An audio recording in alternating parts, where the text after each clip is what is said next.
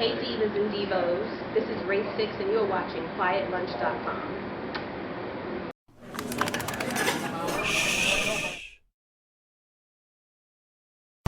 Here with Raye 6.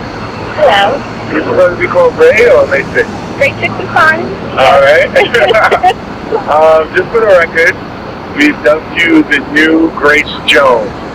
I like that. Your like fierceness, the glamour, everything is nice and reminiscent of the legendary Grace. Where do you get your inspiration from? And how does that get into your music? Well, I'm usually highly inspired by art and life and things of that nature, and the people that are around me. And my mom, you know, she was very flamboyant when I was young, like extremely flamboyant, would literally go out in like flapper dresses and things like that. And this is like the 90s. Okay. So, you know, that's not even the same era. So when I saw that she was just, you know, a black woman that wasn't afraid to express herself, I was like, I could do the same. I'm her offspring, you know? So she showed me how to just exude confidence in my look and in my mental ability. Alright. That's cool. That sounds dope. How did you come up with your name? Well, Raye 6, I was always called Raye. I would do a lot of background work for different artists like Joe Button, Ghostface, Dead Prez, and they called me Raye. But then the 6 came about because one day I just needed something that was like my number. So I was born at 1:32 a.m., 132 is 6. Okay, my birthday is on the 15th of October, 1 and 5 is 6. Okay. So 6 is just pretty much my number. It's omnipresent. Yeah, the whole thing. yeah. So I was like, I need to use that. Hey, tell us about this single. Well, the new single that I have out is called Not Gonna Be Forever, and it was produced by a guy named Astor, and he's located in Orlando, Florida. And he would send me tracks and stuff, or one of his like managers would send me tracks all the time. And when I heard this one, I was like, this is it. This is like the sticker. So I co-wrote it with Shantae Graham. She works for BTEC Cable Network. She's like a really great poet, but she is the production for them. Right. And I'm like, you know, I have this song, we should get on it together. You know, I wrote the first verse, I was like, come in, you know, write the second verse, I wrote the hook. And the song is pretty much about just closure in a relationship, or whatever you need closure in.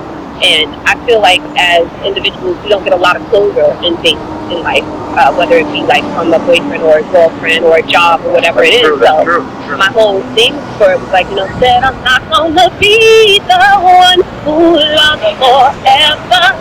And it's like I'm not gonna be the one who runs forever. I'm not gonna be that person. So I'm gonna take control of my emotions and my feelings, and I'm gonna have the last word.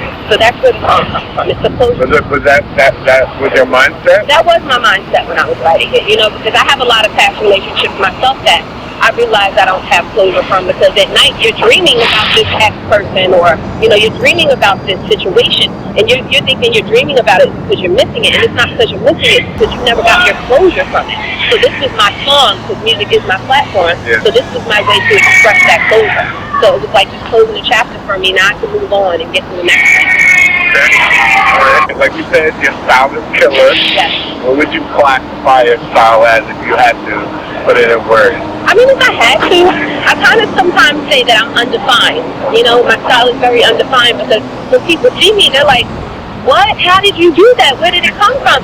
And it's like, it comes from the mind of a madman, you know? Like, I used to get my inspiration visually from artists like the LaBelles and you know, like Shaka, because those were like big, bold, vibrant women on stage.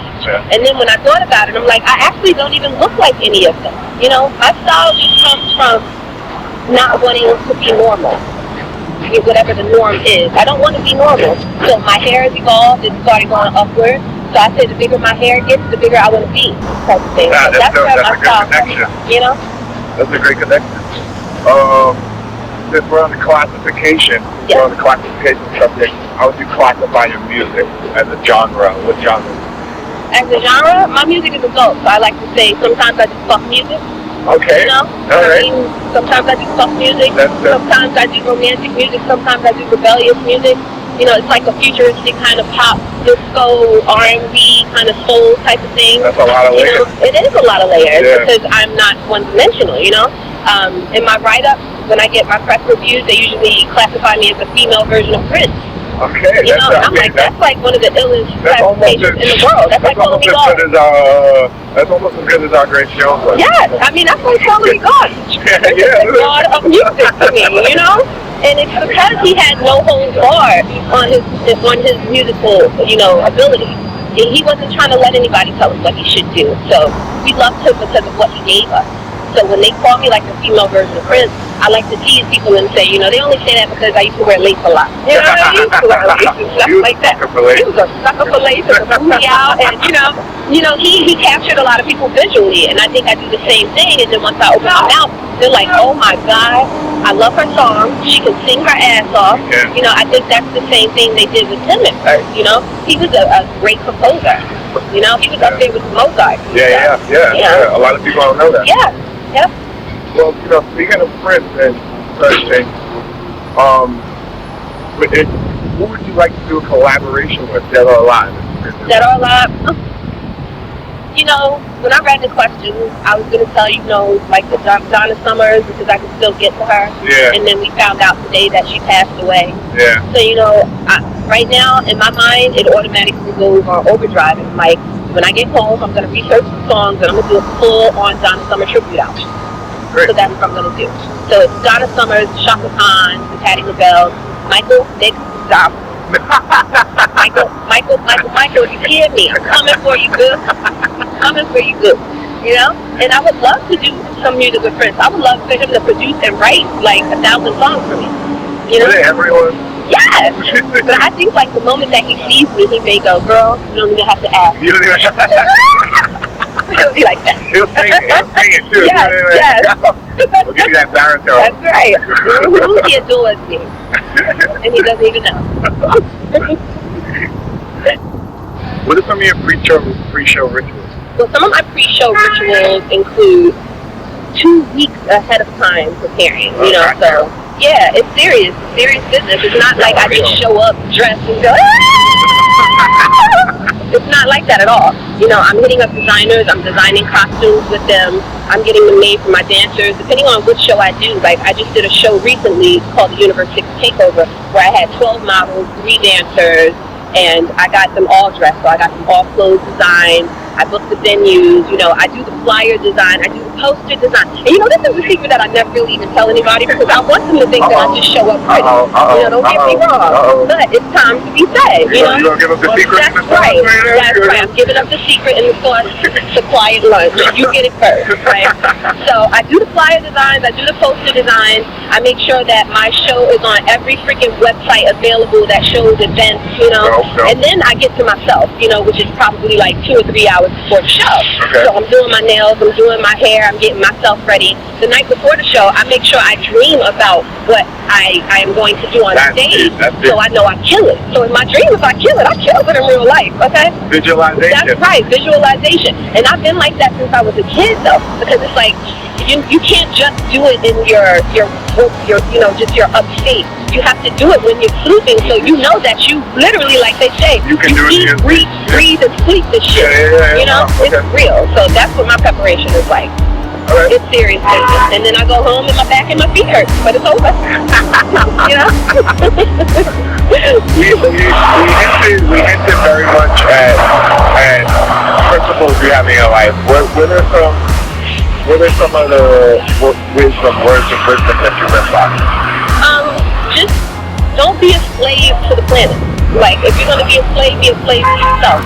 Because nobody's going to do it better than you. Yeah. And the only way you're going to get people on board to help you do what you do is if you know what you know how to do yourself. You know what I mean? So just don't be a slave to this planet. Be a slave to yourself. Learn your craft, you know, so you can be able to project it in the proper way so nobody gets you misconstrued ever. Right. You know?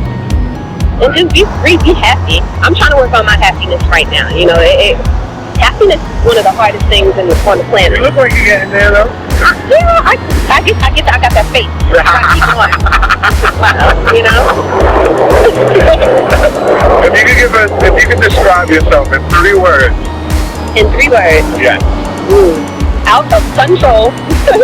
I use that as 1 word. Yeah. Don't count the There you go again, breaking the rules. Yeah, that's right, breaking the rules. I'm a rule breaker. How long did it take to do your hair? Yo, brother. We like filming something. You just stepped all over the joint just now. Okay, you just stepped all over the joint. I know. We had this problem all day today. Thank you. Quiet Lunch Magazine. Okay. .com. Check it out.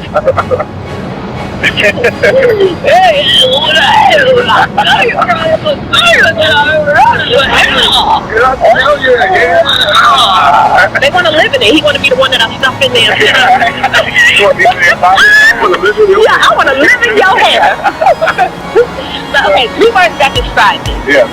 Out of control. Vibrant. All right. And African. I'm an African woman. Oh. Like, I mean, I must say I'm an African woman. You have a lot of these artists that like to mimic a European type Americanized Caucasian culture. But I am black to the fucking bone. They're afraid to say that. That's right. I'm black. Yeah. That's what I am. That's what you describe me. I'm an African woman. Because if you look at past culture, like Senegalese culture, they've had hairstyles like this. And people, when they see me, they like to go, ooh, Lady Gaga. No, bitch. Bitch. No. Lady Gaga wasn't doing this. My African queens were doing this. Yeah. Okay, so get it right. Right. All right. It's been nice talking to you. Thank you. You're a sweetheart. It's been a quiet lunch. That's what I need. That's right. Let's go. Thank you.